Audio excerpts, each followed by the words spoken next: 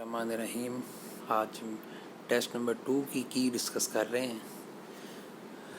तो उसमें सबसे पहला क्वेश्चन था कि सोडियम का मिनरल कौन सी चीज़ नहीं है। तो हर सवाल के पीछे जिस तरफ की इंफॉर्मेशन होती है उस टॉपिक को जो है वो पढ़ना बहुत ज़रूरी है।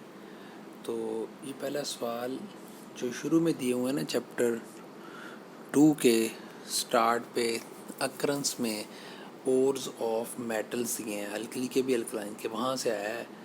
तो इसमें कार्नेलाइट के फार्मूले में सोडियम नहीं आता। ये पोटाशियम क्लोराइड और मैग्नीशियम क्लोराइड है। बाकी सब में बोरेक्स में, ट्रोना में, चिली साल्टपेटर, सोडियम नाइट्रेट। तो ये वहाँ से आप उसको सॉल्व कर सकते हैं। बी ऑप्शन है। दूसरे नंबर पर लिथियम का अपने ही ग्रुप के दूसरे एलिमेंट के साथ कंपैरिजन है कि कौन सा जो है वो करेक्टर लिथियम शो करता है और दूसरे नहीं शो करते। इसमें से कौन सी इनकरेक्ट स्टेटमेंट है। नॉर्मल ऑक्साइड लिथियम बनाता है, दूसरे पर ऑक्साइड सुपर ऑक्साइड बनाते हैं जिस तरह पोटाशियम और सोडियम वगैरह हैं। अच्छा, लिथियम कॉम्प्लेक्स बनाता है, दूसरे नहीं बनाते। कॉम्प्लेक्स हमेशा वो मेटल बनाती है जिनके साइज़ छोटे, चार्ज डेंसिटी ज़्यादा हो। तो लिथियम का साइज़ सबसे कम है, चार्ज डेंसिटी ज़्यादा है, तो ट्रांजिशन एलिमेंट की तरह ये भी कॉम्प्लेक्स बना सकता है। तो सी वाला जो जवाब इसका वो इनकरेक्ट है। क्यों है? क्योंकि लिथियम का साइज़ छोटा है, वो इतनी जल्दी रिएक्ट नहीं करता, अपना इलेक्ट्रॉन लूज़ नहीं करता, तो वाटर के साथ उसका रिएक्शन नहीं है। इवन अगर आप बहुत ज़्यादा टेम्परेचर पे भी करें, जबकि दूसरी मेटल वायलेंटली रिएक्ट करती हैं वाटर के साथ। तो ये उलट लिखा हुआ है। जबकि लिथियम नाइट्रोजन कार्बन के साथ रिएक्ट करके नाइट्राइड कार्बाइड बनाता है, दूसरी अल्कली मेटल नहीं बनाती। तो ये लिथियम का जो पिक्यूलियर बिहेवियर है वहाँ से आया है। तो बेहतर यह है कि लिथियम के रिएक्शन वगैरह सारे कर लिए जाए। तीसरे नंबर पर जो क्वेश्चन है वो है कि कौन सा हाइड्रोक्साइड इनसॉल्युबल वाटर है। तो याद रखिएगा, ऑक्साइड हाइड्रोक्साइड की सॉल्युबिलिटी ग्रुप 2A एलिमेंट में बेरिलियम, मैग्नीशियम, कैल्शियम, स्ट्रांशियम, बेरियम में टॉप टू बॉटम बढ़ती है ऑक्साइड और हाइड्रोक्साइड की सॉल्युबिलिटी। सल्फेट कार्बोनेट की कम होती है। ऑक्साइड हाइड्रोक्साइड की बढ़ेगी, सल्फेट कार्बोनेट की कम होगी। तो सबसे कम सॉल्युबल होगा बेरिलियम हाइड्रोक्साइड। ए ऑप्शन है इसका, पेपर में दिया हुआ है तो वहाँ से। और चौथा, विच of the following nitrate NO2 gas. तो याद रखिएगा, जो अल्कली के नाइट्रेट्स हैं जब उनको किया जाए ना हीट, वो डिकम्पोज होकर नाइट्राइट बनाते हैं, जिस तरह सोडियम NaNO2 बनाता है और ऑक्सीजन निकालता है। जबकि अल्कली मेटल में से लिथियम वो है जो बाकी अल्कली की तरह बिहेव नहीं करता और लिथियम नाइट्रेट डिकम्पोज होकर लिथियम ऑक्साइड और NO2 गैस निकालता है। तो पांचवे का आंसर क्लोरीन है। क्यों? ब्राइन से मुराद है सोडियम क्लोराइड का सॉल्यूशन। तो NaCl के सॉल्यूशन जिसके अंदर वाटर के HOH आयन भी मौजूद हैं।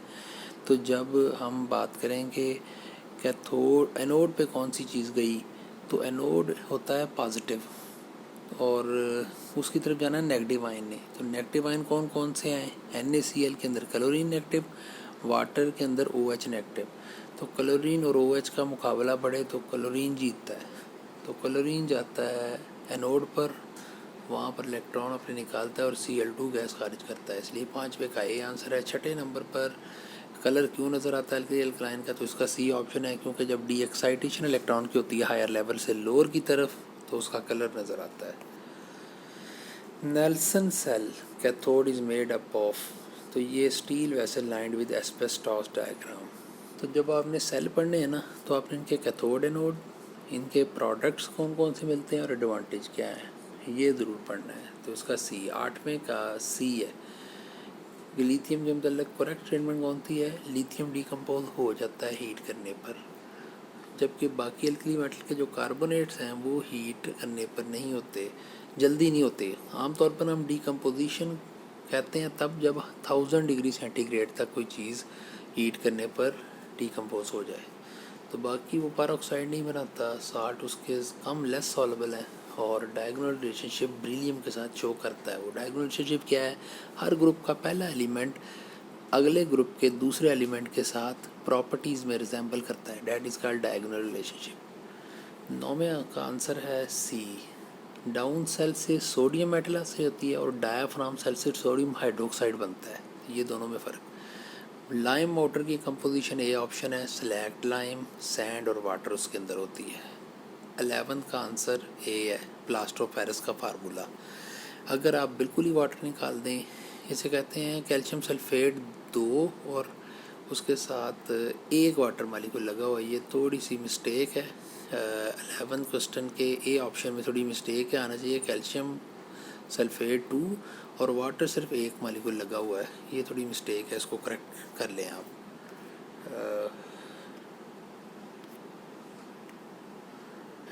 ये इससे ये जो 2 लिखा ना इधर, ये 2 नहीं आना। अच्छा जी, 12वें का which of the following is not the use of plaster of Paris, तो कौन सा यूज़ नहीं है, बाकी सारे ही हैं। स्टैचुरी कास्ट के लिए, प्लास्टर वाल्स के लिए, सर्जरी के लिए भी इस्तेमाल होता है। ये सॉइल को फर्टाइल बनाने में इस्तेमाल नहीं होता। हाँ जी, उसके बाद देखें कैल्शियम के यूजेस में कौन कौन से हैं। ए और सी दोनों है, बी इसलिए नहीं है क्योंकि कैल्शियम जो है ये कैल्शियम ऑक्साइड जो है वो सॉइल जो है उसको, इसकी एसिडिटी को ख़त्म करता है। तो 14 विच of the following is not uses of calcium in industry, तो इंडस्ट्री के अंदर ये रेक्टिफाइड स्पिरिट की को डिहाइड्रेट करने के लिए इस्तेमाल नहीं होता, डी ऑप्शन है। 15 का which of the following are advantage of commercial preparation of sodium by Down cell, advantages जो 3 दिए हुए हैं, मेटालिक फॉग प्रोड्यूस नहीं होती और सेल का मटेरियल जो है वो अटैक नहीं करता और 600 डिग्री सेंटीग्रेड पर लिक्विड सोडियम मिल जाती है, तो ऑल ऑफ दीज हैं ये। 16 का ए है, क्योंकि लिथियम हाइड्रोक्साइड में लिथियम और OH आयन दोनों छोटे हैं तो बड़ी मजबूती से जुड़ते हैं, तो जबकि पोटाशियम, सोडियम, रुबिडियम में पॉजिटिव आयन बहुत बड़ा हो जाता है, OH छोटा हो जाता है, तो लेटेस्ट एनर्जी कम हो जाती है जिसकी वजह से मेल्ट होना आसान।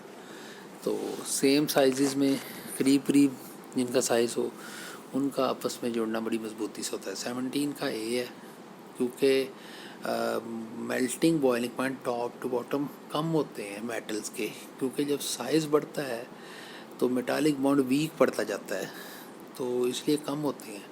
होना चाहिए बेरिलियम के से कम मैग्नीशियम, फिर कैल्शियम, फिर स्ट्रांशियम, फिर बेरियम, तो सबसे ज़्यादा मैग्नीशियम का होना चाहिए, लेकिन ये कैल्शियम का हो जाता है। ये अनामलस बिहेवियर है।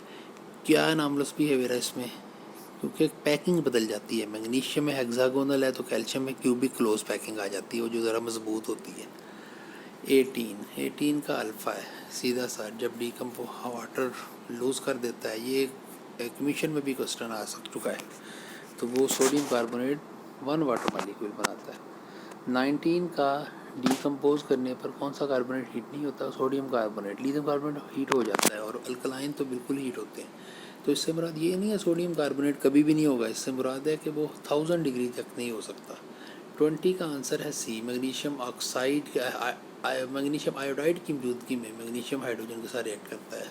21 का है नन ऑफ दीज, सीजियम जो है वो कैल्शियम क्रोमियम दोनों में से किसी से रिजेंबल नहीं करता। सीजियम की लो इलेक्ट्रॉन एक्टिविटी और लो आयोनाइजेशन एनर्जी होती है।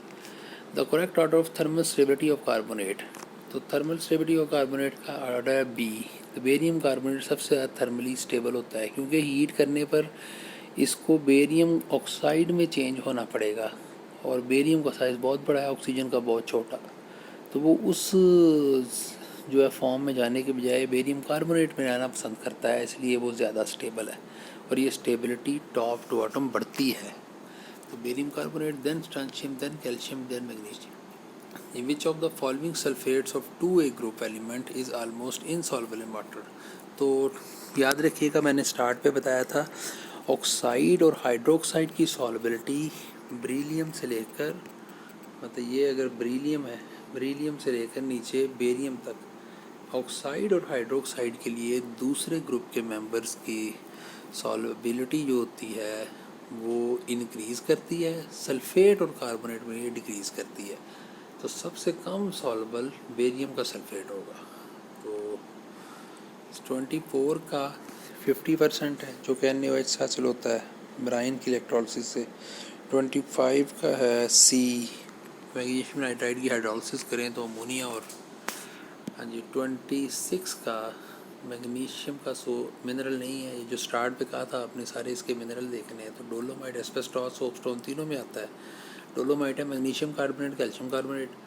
एस्बेस्टॉस में जो है वो इस्तेमाल होता है कैल्शियम मैग्नीशियम सिलिकेट, जबकि सोपस्टोन है हाइड्रोजन मैग्नीशियम सिलिकेट। तो सल्फाइड जो है वो इसका नहीं है, पोटाशियम का है। द G4 ऑफ एलुमिनियम, इसमें है सी। तो सोडियम एलुमिनियम फ्लोराइड, इसे कहते हैं क्रायोलाइट। और एक वाला जो है वो कोरंडम। तो ये डी वाला 28, विच of the following element of 2A group is not a metal. बल्कि ये 27 में एलुमिनियम अकेला ऑक्साइड, ये एनहाइड्रस भी होता है, एक वाटर मालिक्यूल भी हो सकता है, और दो भी हो सकते हैं, तीन भी हो सकते हैं। तीन वाला गिब्साइड उसको कहते हैं। 28 वाला, which of the following element of 2A group is not a metal.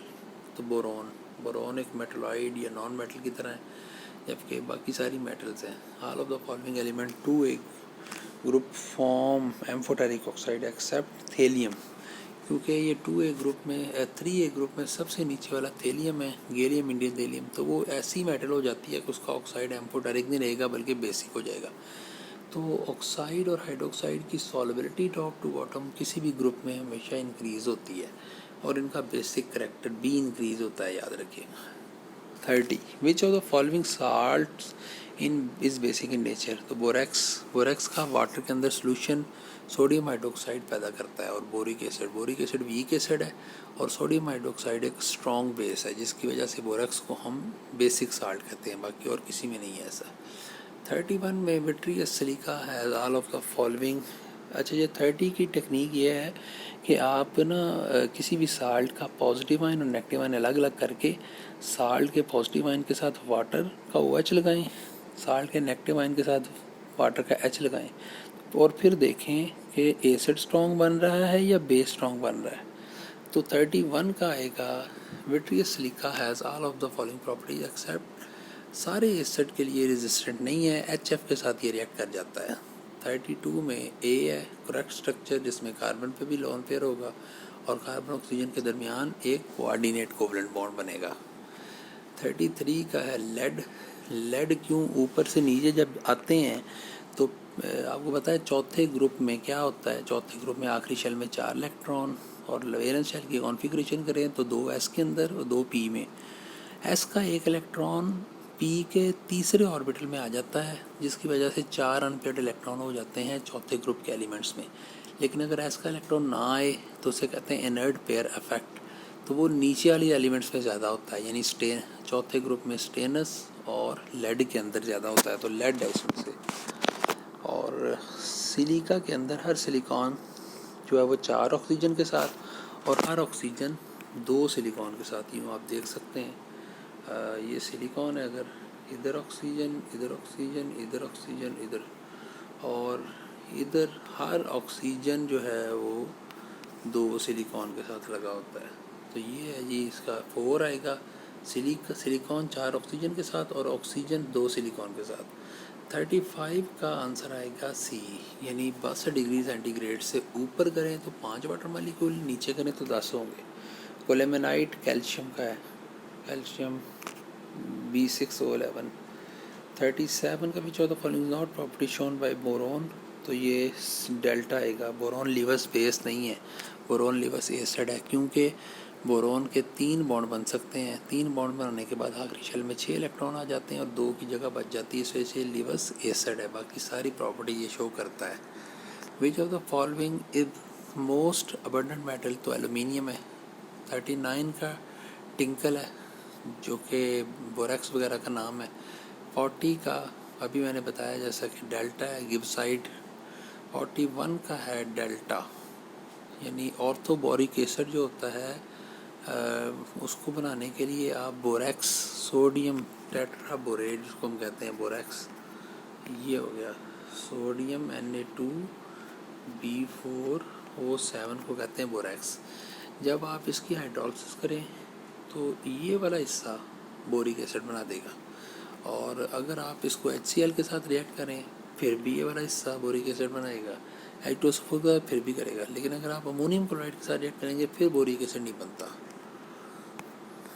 और उसके बाद है 42 में borax bead test.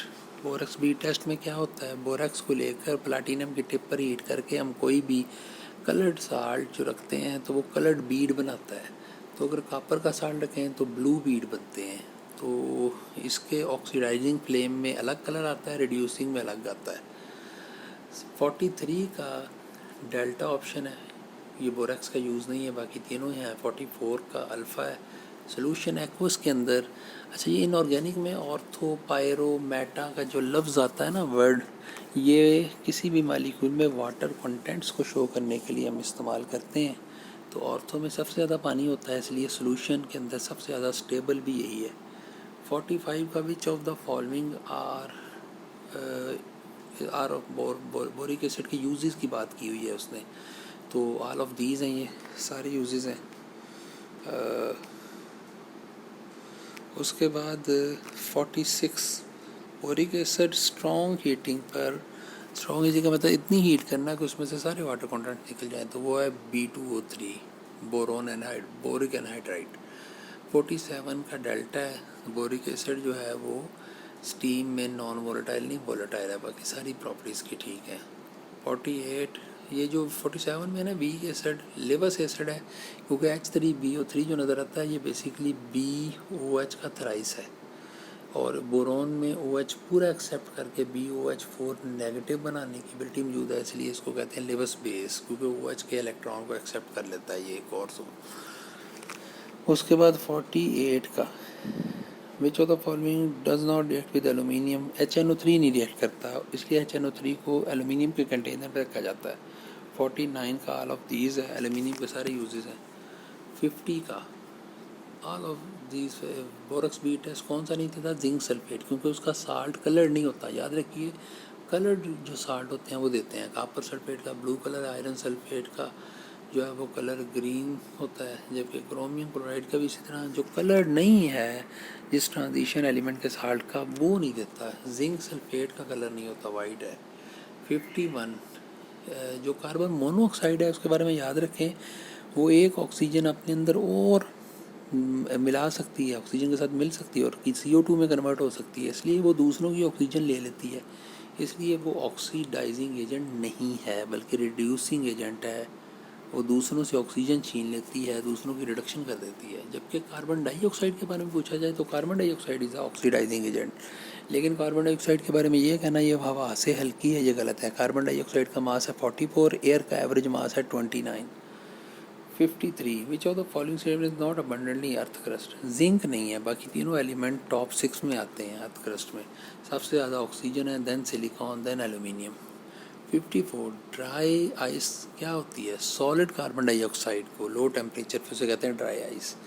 55 which one of the following is not use of graphite, graphite का कौन सा यूज़ नहीं है, अब्रेसिव नहीं है ये, यानी जो सरफेस होती है उसको ये क्रूड नहीं कर सकता। तो 56 का एलुमिनियम थर्माइट प्रोसेस में यूज़ होती है। 57 का सफ़ायर, ये सिलिका की फॉर्म नहीं है, ये है बेसिकली एलुमिनियम ऑक्साइड की फॉर्म, तो इसलिए ये गलत लिखा हुआ है। 58 में डेल्टा सोप स्टोन के फार्मूले में hydrogen silicate, hydrogen magnesium silicate, जैसा कि मैंने पहले भी जिक्र किया था इसका, बाकी सबका ठीक लिखा हुआ है। केमिकल गार्डन में सोडियम सिलिकेट इस्तेमाल होता है जो कि टेक्सटाइल में एज वाटर प्रूफ।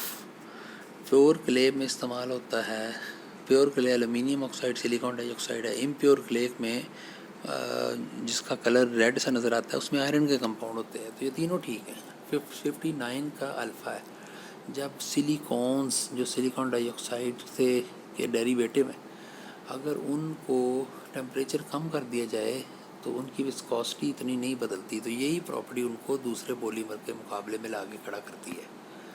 60 का C है, क्योंकि हायर मॉलिक्यूलर मास वाले जो होते हैं ना वो लिक्विड फॉर्म में नहीं होते, वो होते हैं सॉलिड फॉर्म में, रबड़ वगैरह उनसे बनती है, तो वो लुब्रिकेंट के तौर पे इस्तेमाल नहीं हो सकते।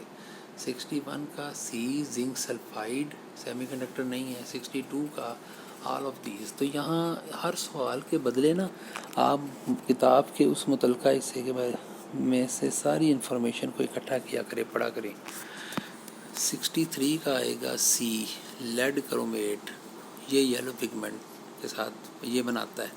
64 का तीसरा ग्रुप है, तो आखिरी शेल में 3 इलेक्ट्रॉन, और आखिरी शेल के इलेक्ट्रॉन निकालने का तरीका होता है आखिरी शेल में एस और पी के इलेक्ट्रॉन। तो अल्फ़ा कॉन्फ़िगरेशन में एस के 2 और पी के 1 है।